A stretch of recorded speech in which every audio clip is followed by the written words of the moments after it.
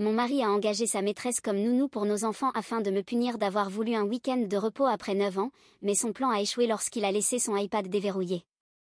Je suis une femme de 41 ans et j'ai besoin d'aide pour comprendre si je suis déraisonnable dans cette situation.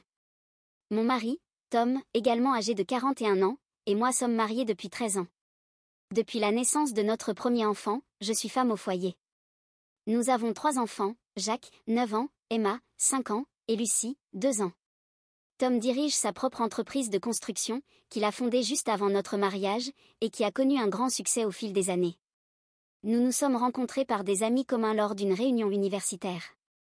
Il était charmant et ambitieux, planifiant déjà de lancer sa propre entreprise. À l'époque, je travaillais comme cadre en marketing, et nous nous sommes immédiatement entendus. Après notre mariage, nous avons convenu que je continuerai à travailler jusqu'à ce que nous ayons des enfants.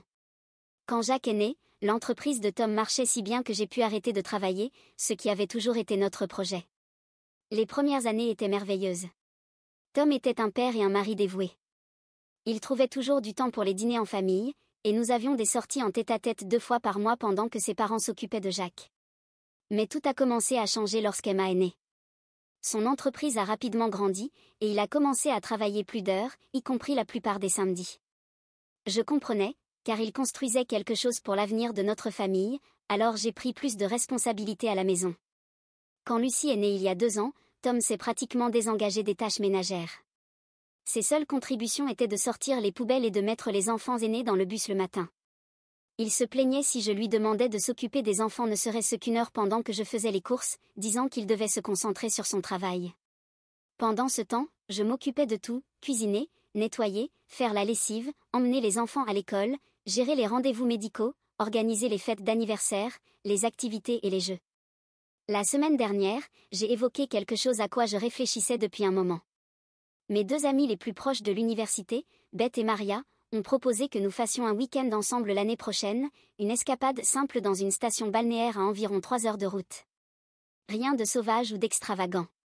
Elles sont également mères, et nous pensions que ce serait agréable d'avoir du temps pour nous. Je n'ai pas eu une seule journée pour moi-même depuis la naissance de Lucie, et je pensais que c'était une demande raisonnable. Quand j'en ai parlé à Tom, il a complètement perdu le contrôle. Il a commencé à crier, disant que je voulais abandonner mes responsabilités de mère et répétant des choses comme « Comment peux-tu même envisager de laisser les enfants ? Quelle sorte de mère veut partir sans ses enfants ?» Il a souligné qu'il travaille 6 jours par semaine et qu'il ne peut pas s'occuper d'eux seul le week-end car il a besoin de se reposer. L'ironie, c'est que lorsque nous partons en vacances en famille, Tom passe la majeure partie de son temps au téléphone avec des clients ou à consulter ses courriels. L'été dernier, nous sommes allés à Disney World, et il n'a pratiquement rien fait avec nous. Il s'énervait quand les enfants voulaient faire la queue pour les attractions, se plaignait de la chaleur et passait ses soirées à travailler dans la chambre d'hôtel pendant que j'emmenais les enfants voir les feux d'artifice toute seule. J'ai essayé d'expliquer que ce ne serait que de nuit et j'ai suggéré que ma mère pourrait l'aider avec les enfants. Elle habite à 20 minutes et se propose toujours pour aider. Mais Tom n'a pas voulu écouter. À la place, il a lancé une longue tirade sur le fait que je voulais utiliser son argent pour m'amuser et que je ne l'avais jamais aidé dans son entreprise. Cela m'a beaucoup blessée, car chaque fois que je m'étais proposé pour aider, comme lorsque sa secrétaire avait démissionné l'année dernière, il disait que je ne comprendrais pas comment les choses fonctionnent et que je ne ferais que perturber ses systèmes. La dispute a empiré lorsqu'il a appelé ses parents le soir même. Ils ont toujours été surprotecteurs envers Tom, étant donné qu'il est leur fils unique. Sa mère m'a immédiatement appelé pour me sermonner sur mes devoirs d'épouse et de mère. Elle m'a dit que, dans ses 45 ans de mariage, elle n'avait jamais fait de voyage sans le père de Tom et que c'est ainsi que les mariages restent solides. Elle a même suggéré que peut-être j'avais besoin de voir un thérapeute si je me sentais dépassée par mes responsabilités. Hier, j'ai essayé de raisonner Tom à nouveau. Je lui ai suggéré que nous pourrions planifier un week-end en couple et un autre avec mes amis à des moments différents, mais il a complètement refusé. Il a dit que nous devions avoir une conversation sérieuse sur notre mariage et nos attentes, et que si elle n'était pas alignée sur ce qu'il voulait, il déménagerait. Il a même commencé à chercher des appartements en ligne tout en disant cela. Ce qui me dérange le plus, c'est que Tom fait des voyages d'affaires tous les quelques mois. L'année dernière, il a passé 5 jours à Las Vegas pour une convention de construction. Il a publié des photos de lui-même dans des spectacles et des restaurants avec des collègues, s'amusant clairement après les heures de la convention. Quand je lui ai fait remarquer cela, il a dit que c'était complètement différent parce que c'était pour le travail et non pour le plaisir. Je sens que je n'ai été que solidaire de sa carrière pendant 13 ans. J'ai abandonné ma propre carrière pour élever nos enfants et m'occuper de tout à la maison afin qu'il puisse se concentrer sur le développement de son entreprise. Maintenant, quand je demande un week-end pour moi, il menace de mettre fin à notre mariage. Son comportement me semble contrôlant, et je commence à me demander s'il y a autre chose derrière sa réaction en dehors de la préoccupation pour les enfants. J'ai parlé à Beth de tout cela, et elle pense que Tom pourrait avoir des problèmes d'insécurité. Son mari, au contraire, a été très solidaire lorsqu'elle a mentionné notre idée de voyage, se proposant même d'emmener leurs enfants rendre visite à ses parents ce week-end-là. Je ne peux pas m'empêcher de comparer nos situations et de ressentir du ressentiment face à la réaction de Tom. Suis-je vraiment déraisonnable de vouloir 2 jours pour moi-même après 9 ans à m'occuper constamment des enfants? J'aime mes enfants plus que tout, mais j'ai l'impression de perdre mon identité en tant qu'individu. Je ne veux pas nuire à mon mariage, mais je ne veux pas non plus passer le reste de ma vie sans rien faire sans l'approbation de mon mari. Mise à jour 1. Je tiens à remercier tous ceux qui ont commenté ma publication originale. Vos opinions m'ont aidé à comprendre que la réaction de Tom n'était ni normale ni saine. Malheureusement, les choses se sont beaucoup aggravées depuis ma dernière mise à jour. Tom a déménagé la semaine dernière et vit maintenant chez ses parents.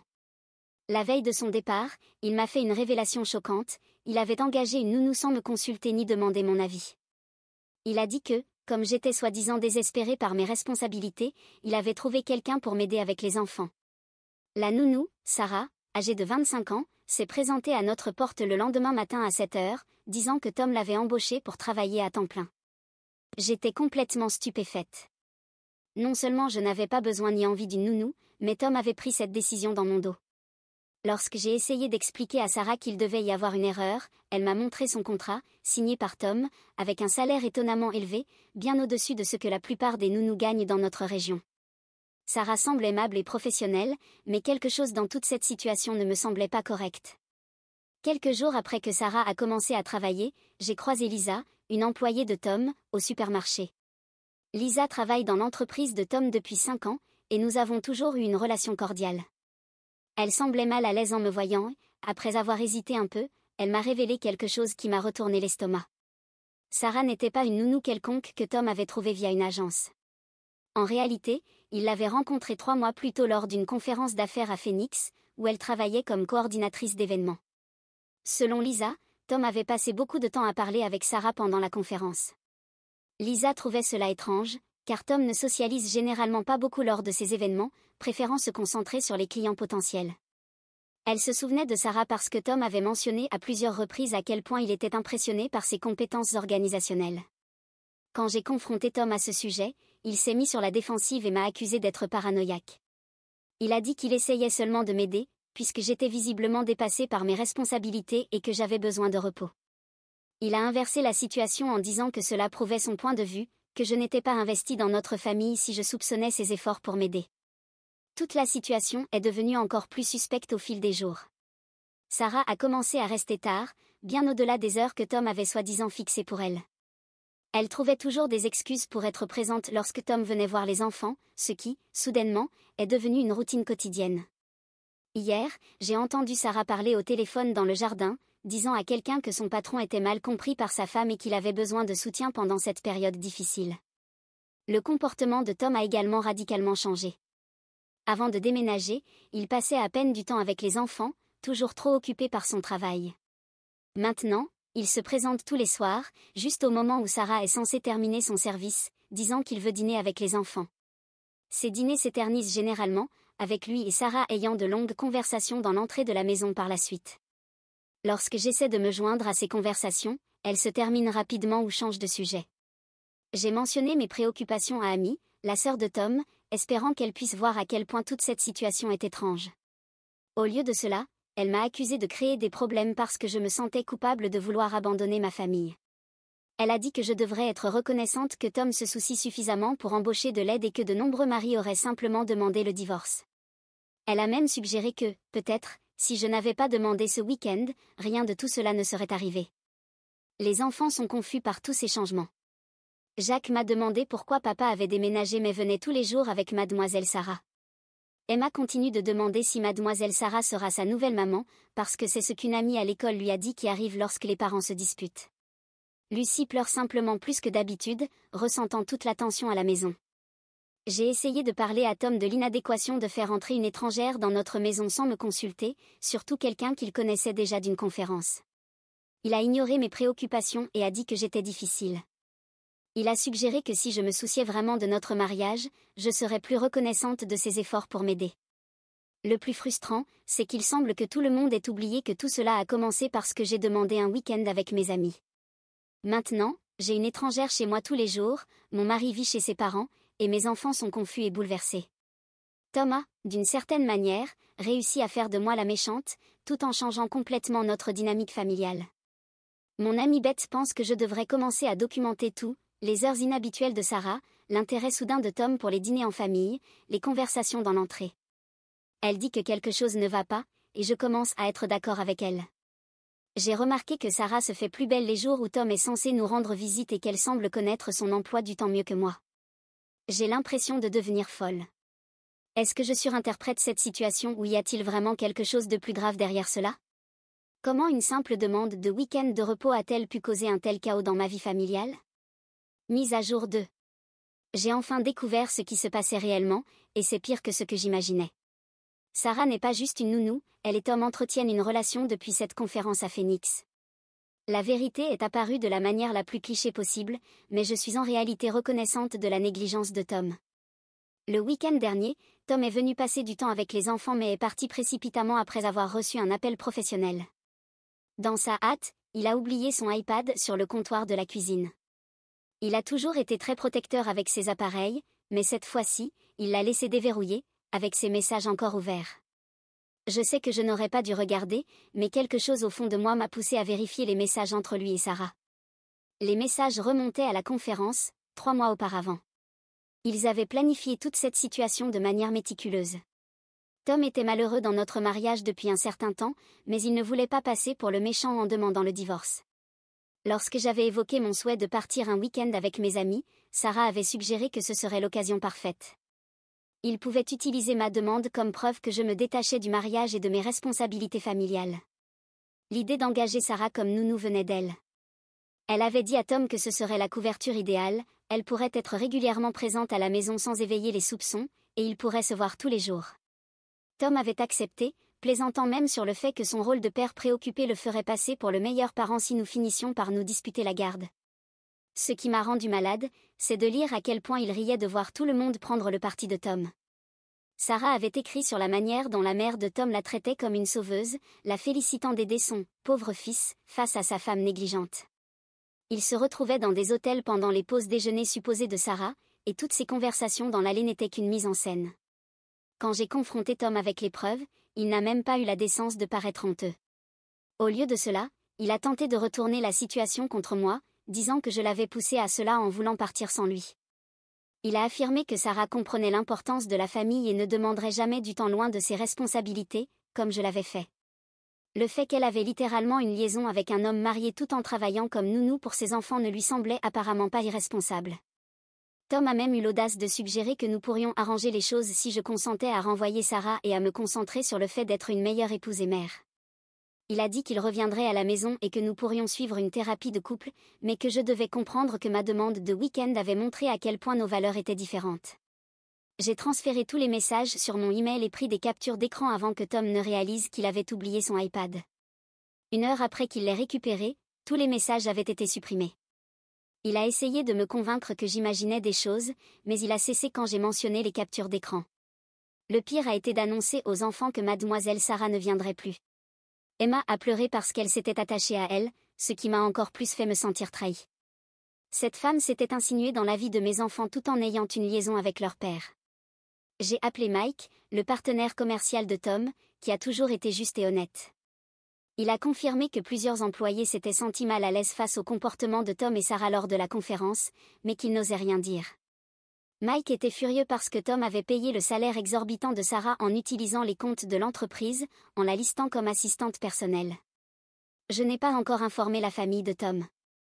Une partie de moi veut leur envoyer toutes les captures d'écran, en particulier à sa mère, qui raconte à tout le monde que je suis une épouse terrible. Mais j'essaie de gérer cela avec prudence pour le bien des enfants. Ils ont déjà assez souffert de confusion. J'ai contacté une avocate spécialisée en divorce et déplacé tous mes documents personnels dans un lieu sûr.